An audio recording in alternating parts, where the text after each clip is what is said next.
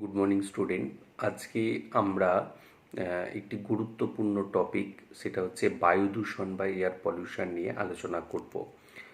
প্রথমেই বলি যে বায়ু দূষণ বিষয়টা কি। দেখো, আমরা জানি যে প্রত্যেকটা ভৌগোলিক অঞ্চলের যে বাতাস বা বায়ুমণ্ডল রয়েছে, সেই অঞ্চলের বাতাসের কিছু যে সমস্ত উপাদানগুলো থাকে, সেই উপাদানগুলোর কিন্তু একটা কোয়ালিটি বা গুণগত মান থাকে, যেটাকে সাধারণভাবে আমরা এয়ার কোয়ালিটি বা বাতাসের গুণগত মান বলে থাকি। এখন ওই বায়ুমণ্ডলে বা ওই অঞ্চলের বাতাসে যদি কোনো কারণে বিভিন্ন প্রকার বায়ু দূষক সংযুক্ত হয়, তাহলে সেখানে বাতাসের যে সমস্ত উপাদানগুলো থাকে, সেই সব সাধারণ উপাদানগুলোর কিন্তু পরিবর্তন ঘটতে থাকে। এবং বায়ুমণ্ডলের এই বাতাসের এই সমস্ত গুণগত মান যখন পরিবর্তিত হয়, তখন সেই অঞ্চলের বাতাস দূষিত হয়ে গিয়ে মানুষ এবং অন্যান্য জীবগুলোর উপর কিন্তু ক্ষতিকর প্রভাব সৃষ্টি করে।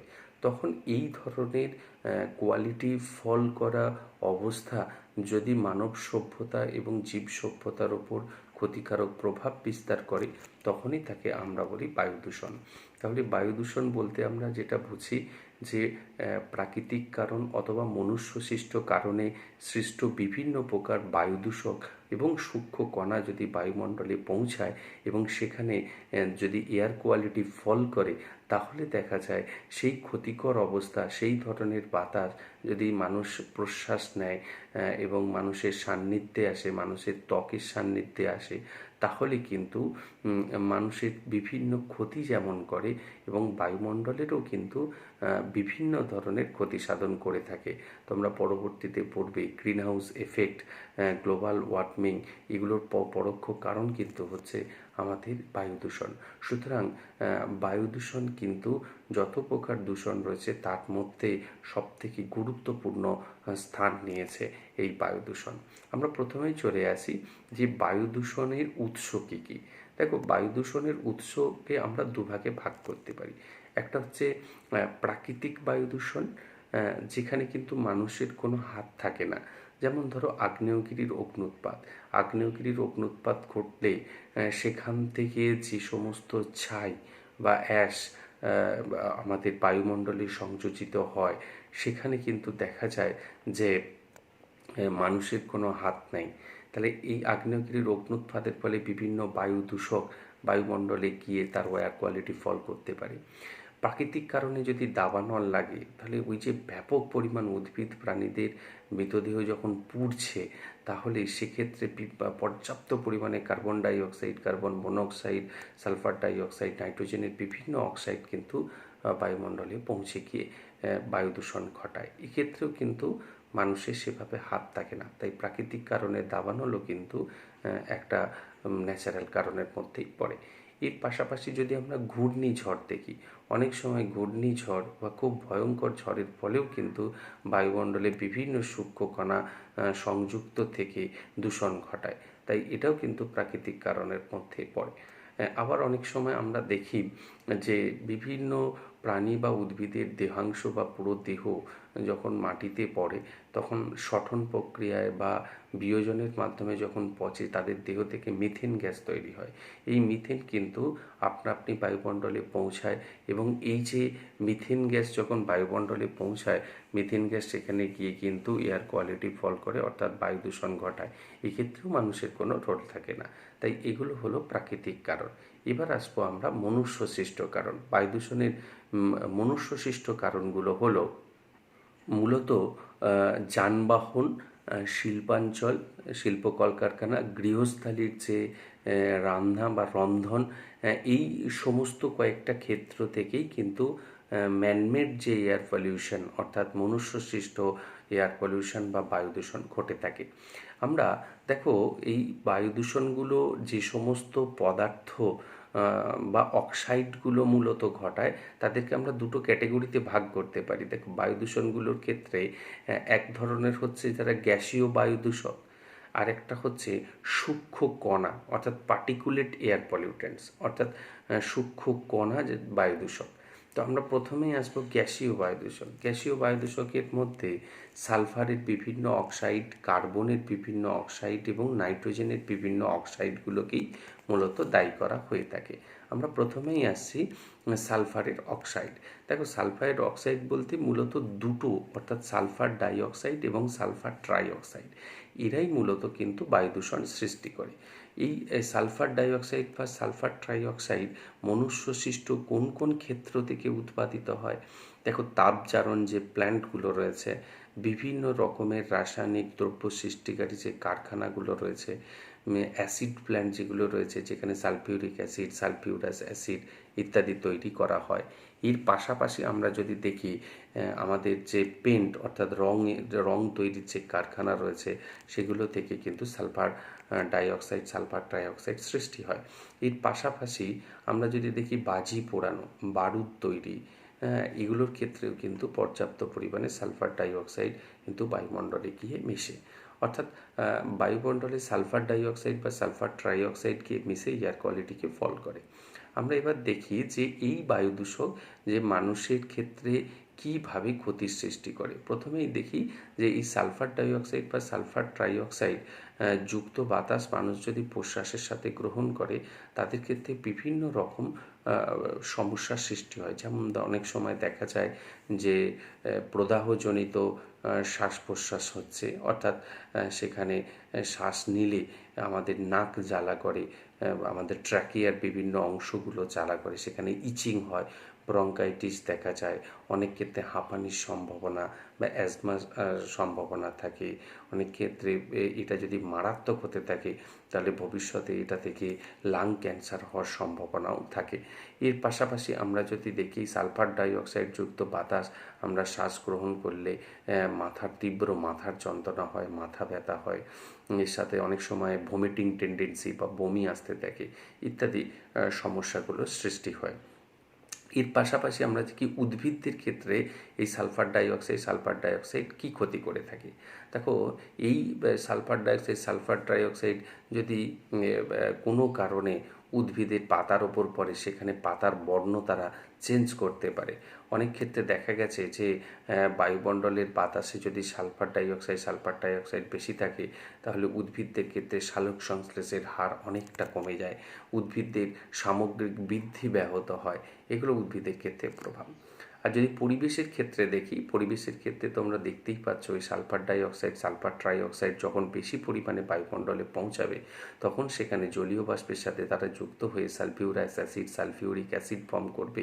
যে অ্যাসিড যদি মাত্রাতিরিক্ত হয়, বৃষ্টির মাধ্যমে অ্যাসিড বৃষ্টি হয়ে নেমে আসবে, তার ফলে একদিকে যেমন মার্বেলের বিভিন্ন স্মৃতিসৌধ নষ্ট হয়ে যাবে, ঘরবাড়ি নষ্ট হবে, অ্যাসিড বৃষ্টির ফলে শস্য ক্ষেত নষ্ট হয়। তারপর আমরা যেটা দেখি যে জলাশয়ের জলে যখন এই অ্যাসিড বৃষ্টি গিয়ে মেশে, সেখানকার জলচর প্রাণীরা মারা যায়। এইভাবে অ্যাসিড বৃষ্টিজনিত বিভিন্ন ক্ষতির সৃষ্টি করে থাকে এই ধরনের এয়ার পলিউট্যান্টস বা বায়ু দূষকগুলি। এইবার আসবো আমরা নাইট্রোজেনের বিভিন্ন অক্সাইড প্রসঙ্গে।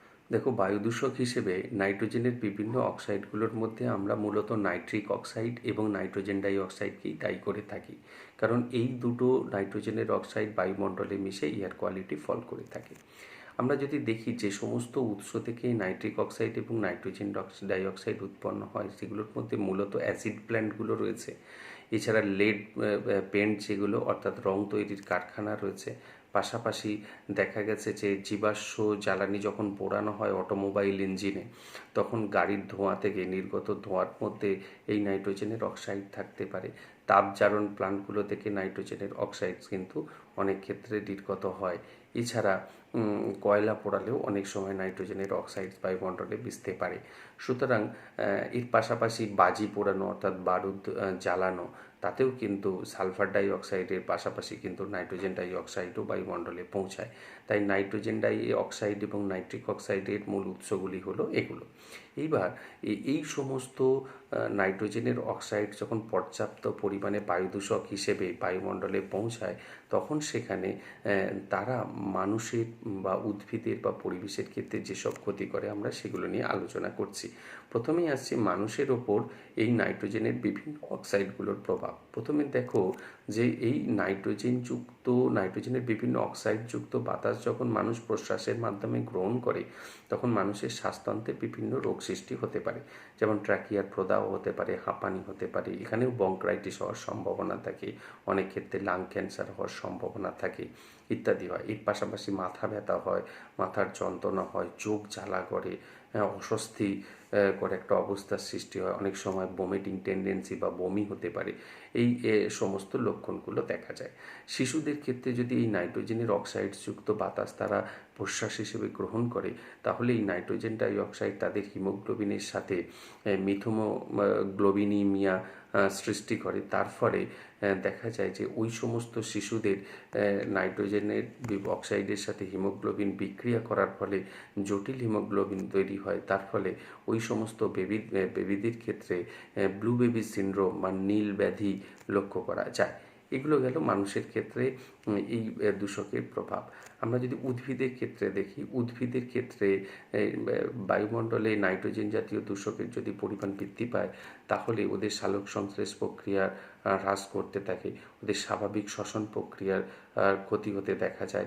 অনেক সময় পাতার বর্ণ পরিবর্তিত হতে দেখা যায়, অনেক সময় পাতার শেপ আকারের পরিবর্তন হয়, কুঁকড়ে যায় ইত্যাদি লক্ষণগুলো দেখা যায়।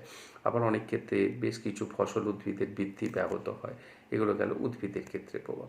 পরিবেশের ক্ষেত্রে নাইট্রোজেনের প্রভাব বলতে বোঝায় নাইট্রোজেনের এই অক্সাইডগুলো ঠিক একই রকমভাবে সালফারের অক্সাইডের মতো জলের সাথে বিক্রিয়া করে নাইট্রাস অ্যাসিড এবং নাইট্রিক অ্যাসিড তৈরি করে, যা বায়ুমণ্ডলে বৃষ্টির সাথে অ্যাসিড বৃষ্টি হিসেবে বায়ুমণ্ডলের থেকে নেমে আসে আমাদের পৃথিবীর ভূপৃষ্ঠে এবং জলাভূমিগুলিতে।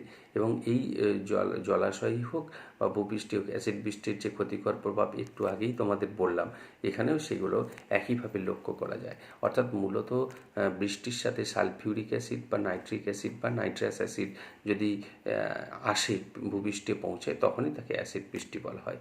এবং অ্যাসিড বৃষ্টির ক্ষতিকর প্রভাবগুলো তো তোমরা আগেই শুনলে কী কী।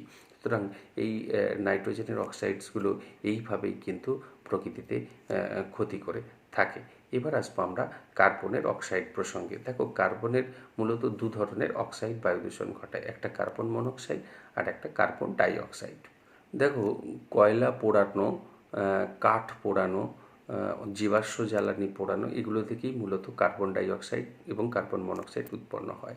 আমরা যখন দহনটা ঘটাচ্ছি, সেই দহন যদি আংশিক হয়, আংশিক দহন ঘটানো হয়, তাহলে কার্বন মনোক্সাইড উৎপাদন হয়।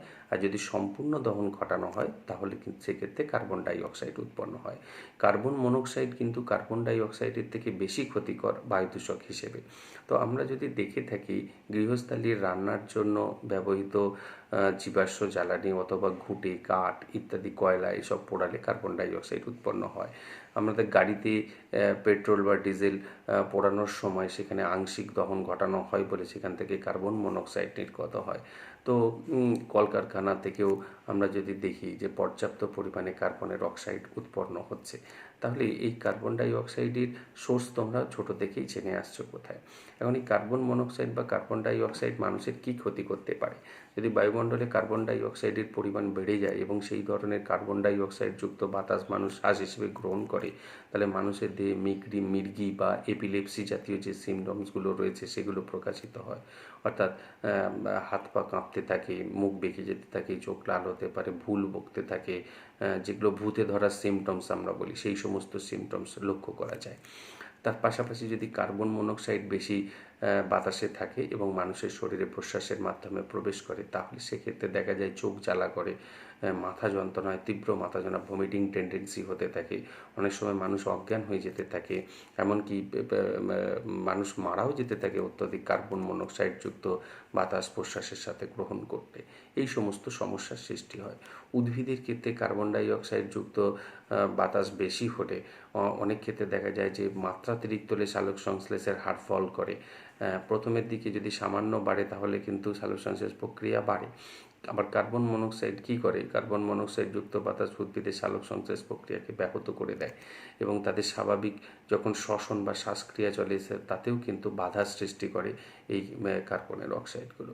আর বায়ুমণ্ডলের ক্ষেত্রে তোমরা তো দেখেছোই যে কার্বন ডাইঅক্সাইড প্রধান গ্রিনহাউস গ্যাস, এবং প্রধান গ্রিনহাউস গ্যাস হিসেবে গ্রিনহাউস এফেক্ট যেমন ঘটায়, তা প্রত্যক্ষ বা পরোক্ষভাবে গ্লোবাল ওয়ার্মিং এবং অন্যান্য সমস্যাগুলো সৃষ্টি করে। তাই পরিবেশের ক্ষেত্রেও কিন্তু তীব্র বায়ুদূষক হিসেবে কাজ করে থাকে কার্বন ডাইঅক্সাইড। এই অক্সাইডগুলো ছাড়াও হাইড্রোজেন ফ্লোরাইড, হাইড্রোজেন সালফাইড এবং ওজোন, এরাও কিন্তু বায়ুদূষক হিসেবে কাজ করে থাকে, এবং বায়ুদূষক হিসেবে বায়ুমণ্ডলের এয়ার কোয়ালিটিকে ফল করে এরাও অনেক ক্ষেত্রে তীব্র বায়ুদূষণ ঘটায়। এবার আসছি আমরা গ্যাসীয় বায়ুদূষকের পাশাপাশি যে সমস্ত সূক্ষ্ম কণাযুক্ত বায়ুদূষণ।